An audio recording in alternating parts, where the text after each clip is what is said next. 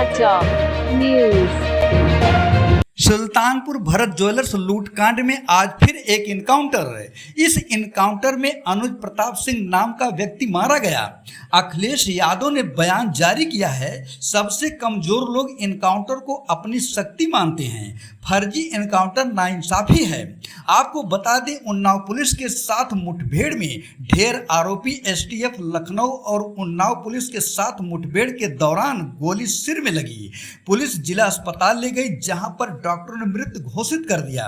अनुज के पिता ने क्या कहा, देखें। धर्मराज सिंह नाम है मेरा, ग्राम सभा जनापुर, थाना मोहनगंज, तहसील तुलई, जिला अमेठी। अनुज प्रताप सिंह मेरा लड़का था। उसका सूरत में सिर्फ एक ही केस था और बाकी सुल्तानपुर में नाम था। पुलिस ने उसको इनकाउंटर करके मृत घोषित कर दिया। हम लोगों को कोई भी जानकारी है इस विषय में नहीं। लास्ट में गांव में कब आया था? 3 मई में आया था, 4 जून को गए थे। एक व्यक्ति सरकार लगातार जो है विपक्ष हमलावर था सरकार पर कि एक जाति विशेष को टारगेट किया जा रहा है, इनकाउंटर किया जा रहा है। चलो, अखिलेश यादव जी का इच्छा तो पूरी हो गई। कम से कम ठाकुरों का इनकाउंटर करके उनकी इच्छा की पूर्ति तो हो गई। ठाकुर का भी इनकाउंटर हो। साथ में अनुज की बहन पत्रकारों से सारे आरोपियों को लेकर प्रशासन को क्या कहा, देखें। आपने पहले ही अंदेशा जताया था, क्या कहना चाहती हैं? सर, हम यही कहना चाहते हैं कि पुलिस की वर्दी दी गई है तो उसका गलत फायदा न उठाएं। जिसके ऊपर 36 केस है उसका भी इनकाउंटर करवा देते, जिसके ऊपर 1 केस है बेगुनाह है उनका भी इनकाउंटर करवा दिए हैं ये लोग। अगर इसमें 15 लोग शामिल हैं, 14 लोग शामिल हैं तो सबका इनकाउंटर होना चाहिए। ये जो दिखाते हैं ना, ये कानून वास्तव में अंधा है, कोई इंसाफ नहीं मिल रहा है। हम लोगों के ऊपर क्या बीत रही है, हम लोगों की माँ भी नहीं है, पिता हैं हमारे बड़े भाई थे। अगर हमारे पिता कुछ हो गया तो हम लोग सारे कौन थे? हमारे भाई ही तो थे। उन लोगों ने उनका भी बेरहमी से इनकाउंटर कर दिया। हम यही चाहते हैं कि सबका इनकाउंटर हो, इंसाफ मिले। इस सरकार में हम अभी तक तो सरकार के खिलाफ कुछ नहीं बोल रहे थे, लेकिन वास्तव में जो हो रहा है बहुत गलत हो रहा है। ये नहीं होना चाहिए, चाहे फिर इसमें विपक्षी पार्टी हो या फिर कोई भी नेता हो, जो करवा रहा है बहुत गलत करवा रहा है। हम लोगों को इंसाफ मिलना चाहिए, ऐसा नहीं होना चाहिए था। जो किए हैं बहुत गलत किए हैं। भगवान तो उनको सजा देंगे ही, लेकिन उनको भी सजा मिलनी चाहिए कानून की तरफ से। अगर कोई गुनाह करता है तो उसकी सजा कोर्ट देता है, ना कि पुलिस ऐसे इनकाउंटर कर देगा। आपके भाई का क्या स्वभाव था, किस तरह से, कैसे आप लोगों के बीच में रहते थे वो? सर, हमारे भाई का स्वभाव एकदम सरल था, पढ़ने लिखने में भी अच्छे थे। हम लोगों के साथ एकदम फ्रेंड के जैसे बिहेवियर उनका था और गए थे तो बात भी होती थी और हम लोगों से बहुत ज्यादा उनको लगाव स्नेह था, जैसे कि हर एक भाई बहन में होता है।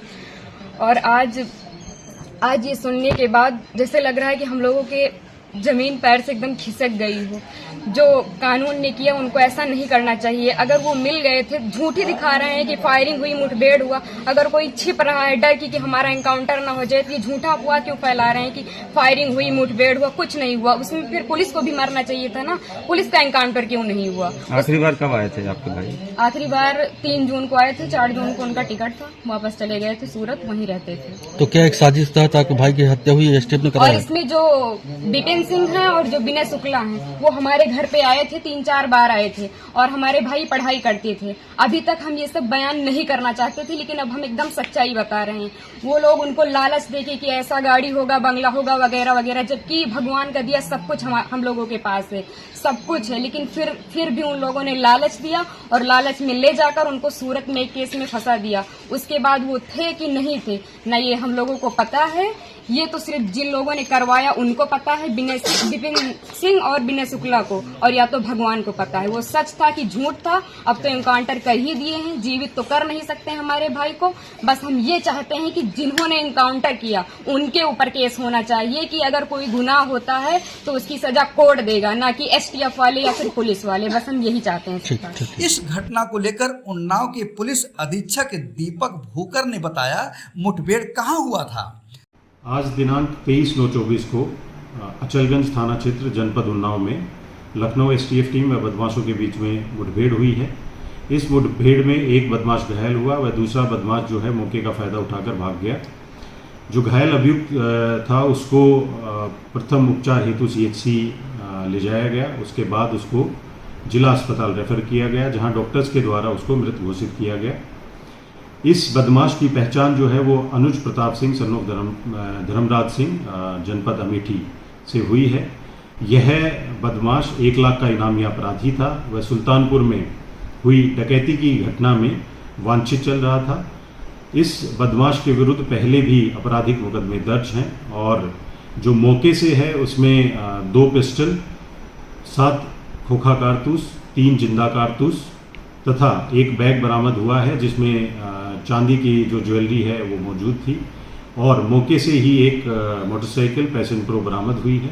इसमें अचलगंज पुलिस के द्वारा अग्रिम वैधानिक कार्रवाई की जा रही है। उत्तर प्रदेश के सुल्तानपुर के चर्चित डकैती में शामिल कितने अभियुक्त थे, बता रहे एसपी सोमेन वर्मा का ये बयान। दिनांक 28/8/2024 में जनपद सुल्तानपुर थाना कोतवाली नगर क्षेत्र अंतर्गत भरत ज्वेलर्स के वहाँ पे अभियुक्तों द्वारा लूटपाट की घटना को अंजाम दिया गया। इन्वेस्टिगेशन के क्रम में कुल 14 अभियुक्त के नाम प्रकाश में आए, जिसमें 11 अभियुक्त पुलिस ने अकाउंट फॉर कर लिया है। इन 11 अभियुक्त में से एक अभियुक्त अनुज प्रताप सिंह है।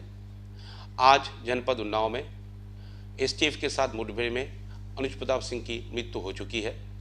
अनुज प्रताप सिंह उन 5 अभियुक्तों में से है जिन्होंने शराफा की दुकान के अंदर घुस के इस लूटपाट की घटना को अंजाम दिया था। इसके ऊपर 4 सितंबर से ही जोन ऑफिस से 1 लाख रुपए का इनाम घोषित था। इसके पहले भी अनुज प्रताप सिंह द्वारा गुजरात में सूरत में बैंक डकैती किया गया जिसमें वो जेल जा चुका था। इस पूरे प्रकरण में अब तक जो लूटी गई सामग्री है, ज्वेलरीज है, उसमें से संपूर्ण सोने की आभूषण जो लगभग 2.6 किलो है पुलिस रिकवर कर चुकी है। इसके अलावा भी कुल 30 किलोग्राम चांदी के आभूषण भी पुलिस ने रिकवर कर चुके हैं। इस घटना में शेष बचे अभियुक्त के नाम है अरवास, फुरखान और अंकित यादव, जिसके लिए एसटीएफ और पुलिस की टीम लगातार तलाशरत है, प्रयासरत है। जल्द से जल्द इनको गिरफ्तार करके आवश्यक विधिक कार्रवाई सुनिश्चित की जाएगी। इस संबंध में मंत्री ओम प्रकाश राजभर पत्रकारों से कहा, कितना ब्राह्मण व मुस्लिम मारे गए और क्या क्या कहा, देखें इनकी खुद की जुबानी।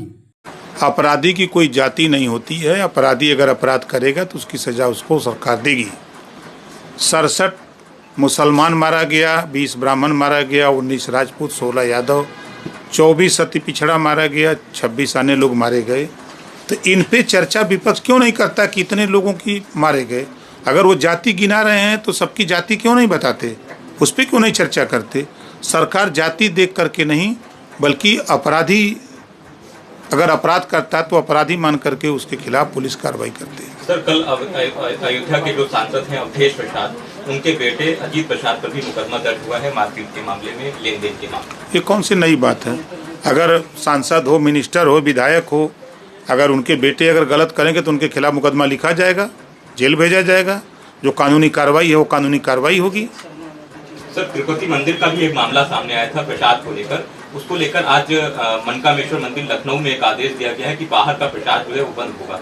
इसको कैसे देखते हैं? अच्छी पहल है, जांच हो रही है, जांच में जो दोषी पाया जाएगा उसके खिलाफ कार्रवाई होगी।